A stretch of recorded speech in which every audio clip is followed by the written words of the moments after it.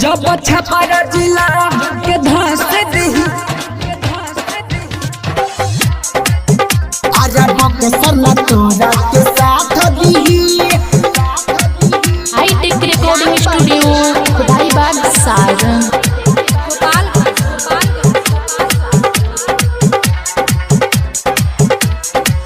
रंगदार बड़े अपने आप के हमर गिनती होला तोरा बाप में रे साले सुन ले बाप में हमर गिनती होला तोरा बाप में। रंगदार बड़े अपना आप की हमर गिनती होला तोरा बाप में। ससरी से है अतरी निकाल दियो हीरा चाप दी बेटा ई छापरा हो यहाँ ठोकले से 6 गो नु तो पोस्टमार्टम में निकलेला 9 गो।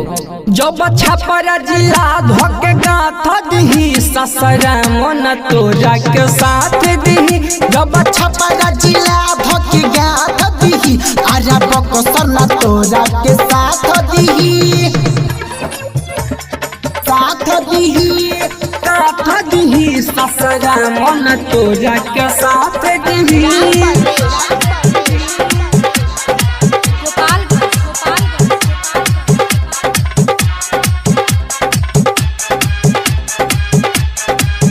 जब छपरा जिला ध्यान दी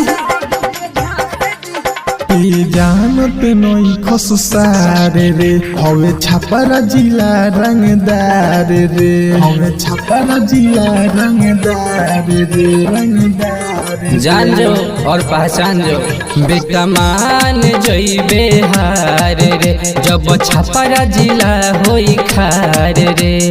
कहल छबीली जवाब तोरा मिली तेली एने से छैला रे। अरे बात नहीं देहू त मन ले रे खूब एने बोने ते फन ले रे। बोली बोले से पहिले गोली धके दाग दी। कार्यारा बक्सर सासाराम सार ना मन बस लहे सुनस यही पर लागले बरस टेलो टेलो ए बेयास। जब छपरा जिला धोके गाथ दी ससरा मन तोरा के साथ दी। जब छपरा जिला धके गाथ दी आजा बक्सर ना तोरा के साथ दी।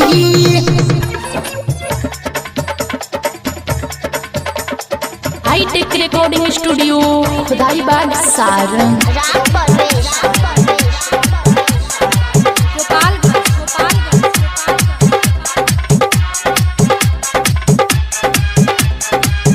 आजा बक्सर ना तोरा के साथ दी।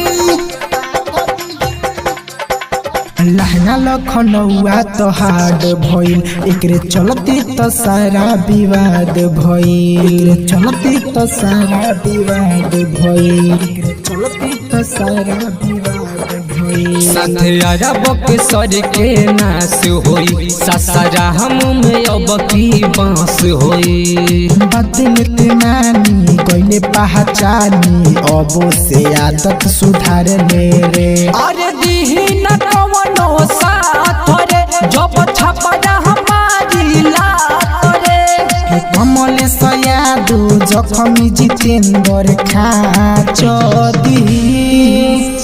बेटा अब से मान जो अब विवाद कइले नु त इतना रेलाई होई नु कि अड़िए जीवे ना त मरिए जीवे। अरे जिया ए बेयास। जब छपरा जिला धोक धास दी ससरा मन तोरा के साथ दी।